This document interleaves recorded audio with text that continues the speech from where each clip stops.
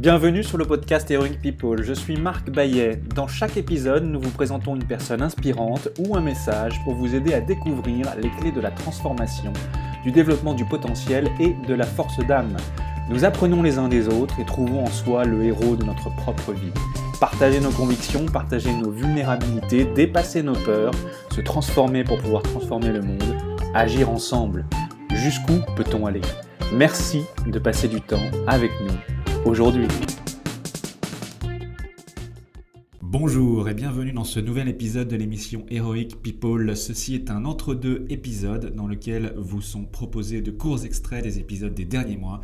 Je vous présente un bref clip de chaque conversation pour vous donner une première saveur de chaque épisode et inviter, voyez-le ou plutôt entendez-le comme un teaser, quelque chose pour vous mettre en appétit. Et si vous appréciez ce que vous entendez, vous pouvez retrouver les liens vers les épisodes complets sous le bouton écouter sur lequel vous venez d'appuyer dans votre application d'écoute de podcast ou bien sur le site heroicpeople.fr où vous pourrez retrouver tous les détails. Belle écoute!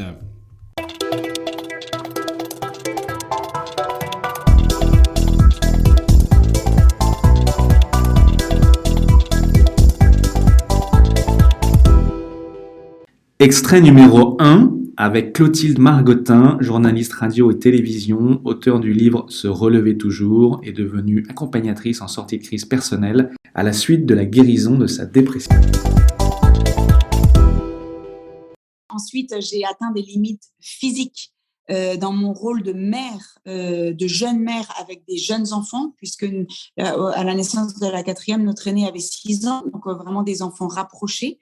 Là, j'ai atteint des limites physiques où on manque de sommeil, où on est sollicité physiquement à porter, à soulever, à décrocher dans la voiture, à remettre dans la poussette en permanence. Donc, c'est extrêmement physique. Et cette limite physique, c'est jumelé avec une limite émotionnelle, d'être dans l'accueil des joies, des peines des petits-enfants à répétition sur des journées de façon constante, 24 heures sur 24, nuit et jour. Et là, j'ai découvert cette limite émotionnelle.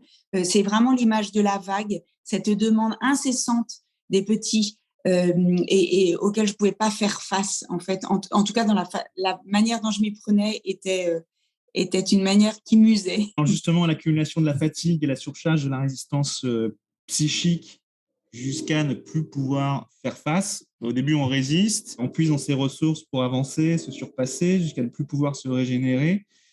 Et puis, parfois, on tombe lentement dans la dépression. Vous dites, j'ai moi-même lentement plongé dans une tristesse profonde, tout en menant tambour battant ma vie de jeune maman. En fait, la dépression, qu'est-ce que c'est ? Est-ce qu'on peut dire qu'elle s'installe en suivant un processus ?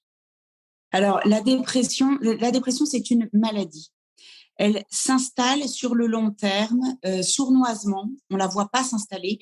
Mais une fois qu'elle est là, c'est qu'on a déjà 5 symptômes sur les 9 symptômes de la dépression. Donc, on va peut-être énumérer plus tard. On a déjà 5 symptômes présents.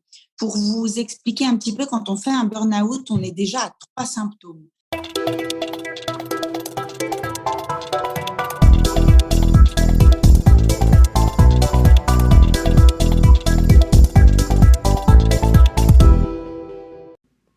Extrait numéro 2 avec Thierry Janssen, un chirurgien devenu psychothérapeute. Il est l'auteur de nombreux livres consacrés à une approche globale de l'être humain, au développement de ce que l'on appelle la médecine intégrative et à une vision plus spirituelle de la société. Vous avez dit le silence n'est pas l'absence de bruit, vous avez parlé de vacuité. Mes questions ensuite, c'était quel est votre son préféré ? Est-ce qu'on peut dire que c'est ce vide habité de toutes les possibilités ? Non, mon son préféré, c'est le souffle. Et vraiment, par exemple, vous voyez, à l'école de la posture juste, on travaille le corps, la méditation, mais aussi tout un aspect psychologique, une compréhension fine de comment notre personnalité fonctionne, etc. Et je dis toujours aux élèves, il n'y a pas de chemin psychologique et surtout spirituel, c'est-à-dire d'éveil de la conscience, d'éveil de l'esprit, pas l'esprit, le mental, pas le mind, mais l'esprit, la conscience. Et en fait, il n'y a pas d'éveil de cette conscience sans donc, le chemin spirituel, sans souffle exprimé, manifesté, et du coup, on vit une spiritualité incarnée. Et le bruit du souffle, c'est qu'on laisse aller jusqu'à son terme. Hein, même quand on parle, c'est pour moi le plus beau bruit, c'est le plus juste bruit. Et si il prend une forme de son, alors il peut devenir un ah. Et ce ah, le ah, c'est vraiment, d'abord c'est la première lettre de l'alphabet, c'est le premier son que dit le bébé, ah, mama, papa, hein. Mais c'est aussi ce ah, c'est la vibration du fa, fa. Et ce fa, il vibre ici dans la poitrine. Si vous faites un sol, il va vibrer dans la gorge. Si vous faites un do, il va vibrer dans le bas de votre ventre. Mais si vous faites le fa, c'est toute votre poitrine qui vibre, c'est le cœur qui s'ouvre. Et c'est le début de tout. C'est la conscience qui s'éveille. Pour moi, il n'y a pas de plus beau son que ce ah. C'est magnifique ce que vous nous racontez. Alors, Paul Valéry dit, il y a un art de marcher, un art de respirer, il y a aussi un art de se taire. Il aurait pu ajouter, il y a un art d'écouter le silence en soi. Comment est-ce qu'on fait pour écouter le silence en soi? Est-ce qu'il y a une méthode? Je crois qu'effectivement, il y a un chemin, et ce chemin peut prendre la forme de différentes méthodes. Parce qu'une méthode qu'on estampillerait en disant je vais vous la vendre, non, c'est pas ça l'idée. Mais on constate quand même dans la majorité des cultures qu'il y a le chemin de l'apaisement du mental qui fait que la conscience peut s'éveiller, que ce silence peut se révéler, notre nature profonde peut se manifester pleinement. Et du coup, bien sûr, de mon point de vue et dans l'expérience que j'en ai, et puisque je peux constater, la voie royale pour apaiser le mental, c'est l'autorégulation de l'attention dans l'instant présent. Donc, c'est la démarche de la méditation. Donc, progressivement, en autorégulant son attention sur un chapelet, sur un mantra, sur la respiration, sur une sensation corporelle, peu importe les techniques, mais c'est toujours le même principe. Et cette attention autorégulée fait que le mental s'apaise, reste connecté à ce qui est là, ici et maintenant, et progressivement rentre dans la conscience de ce qui est là, et plus dans le commentaire, l'analyse. Pour vous, qu'est-ce que cela signifie être le héros de sa propre vie? Le héros de sa propre vie, c'est être celui qui part d'un point, qui revient à ce point.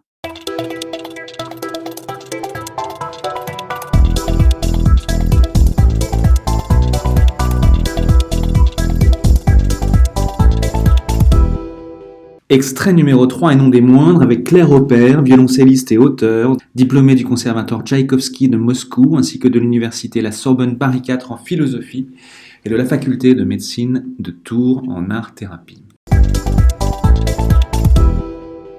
J'étais donc dans cet EHPAD parisien, il y avait une patiente démente, agressive, qui mordait les infirmières, qui ne voulait pas qu'elle lui fasse son pansement.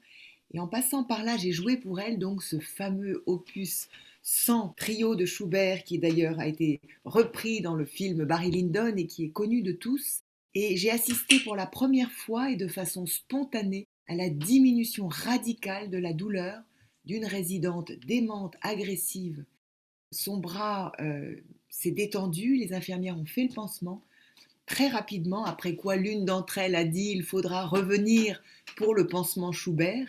Et donc l'expression était née ainsi, la musique qui apaise la douleur est devenue la base d'une étude clinique, puis d'un protocole médical, d'un violoncelle, donc d'une violoncelliste et d'un violoncelle dans la chambre de patients au moment de soins douloureux, et de voir de quelle façon la présence de l'instrument et de l'instrumentiste soignante va diminuer la douleur et diminuer l'anxiété de ces patients, mais on verra après aussi des soignants et également des familles.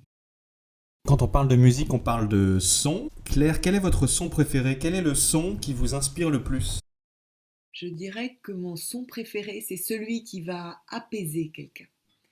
Mon son préféré, c'est celui qui va naître dans une démarche d'apaisement ou de la douleur ou de l'anxiété et qui va opérer une transformation.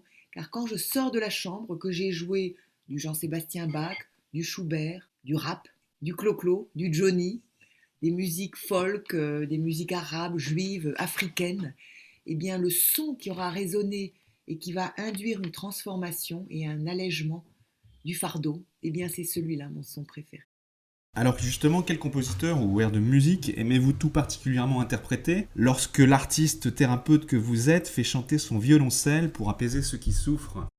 Alors moi, j'ai été instruite à la dure école du conservatoire donc Tchaïkovski de Moscou, où finalement il y avait une aspiration extrêmement exigeante à l'excellence, qui allait qui allait parfois jusqu'à être une souffrance, presque une destruction, puisque voilà, l'école était très exigeante. Ce qui est intéressant, c'est de voir que le premier apaisement radical à visée scientifique, c'était avec le compositeur Franz Schubert et ce fameux trio opus 100, mais que j'ai appris à jouer les musiques russes et classiques et romantiques et même contemporaines au conservatoire de Moscou, mais que toutes les musiques peuvent être belles et bonnes, et toutes les musiques, quelles qu'elles soient, comme je l'ai dit tout à l'heure, peuvent avoir un effet thérapeutique, un effet d'apaisement du corps et de l'âme, comme vous avez dit, puisque c'est un apaisement global qui se situe dans toutes les dimensions de la personne souffrante. L'Andante du trio opus 100 de Schubert, je vous propose justement d'en écouter un extrait.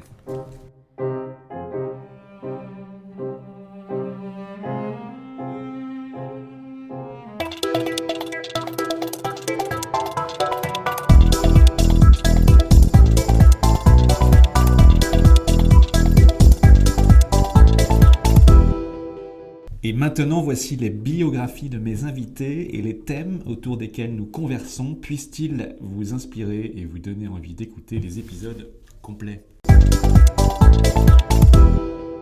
Clotilde Margottin, bonjour. La dépression, vous aussi, comme des millions de personnes dans le monde, vous en avez fait l'expérience. Vous êtes l'auteur du livre « Se relever toujours » dans lequel vous racontez votre traversée physique et spirituelle de la dépression.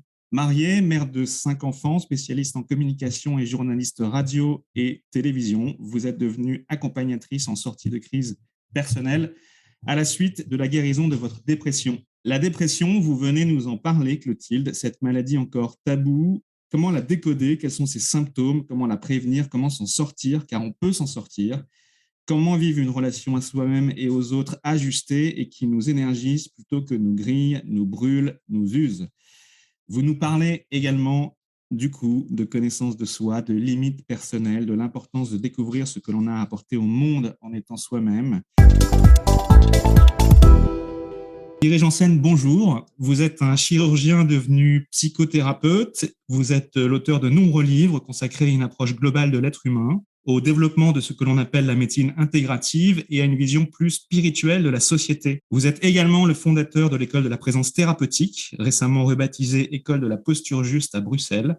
Votre dernier ouvrage, La posture juste, justement, est paru en 2020 aux éditions L'Iconoclaste. Vous allez nous parler du silence intérieur et nous donner des conseils pratiques et concrets pour mieux nous connaître et inventer un monde en harmonie avec nous-mêmes, les autres et la nature.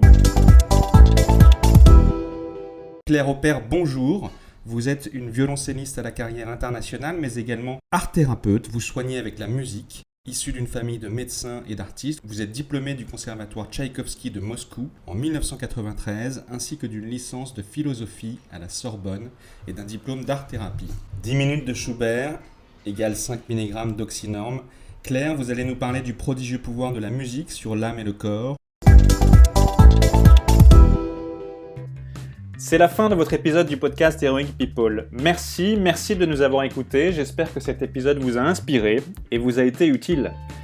Si c'est le cas, partagez-le à 1 ou 2 amis par SMS ou sur vos réseaux sociaux. Vous avez le pouvoir de changer la vie de quelqu'un et c'est maintenant. Vous pouvez retrouver cet épisode et son résumé écrit, mais aussi tous les autres épisodes sur le site du podcast heroicpeople.fr.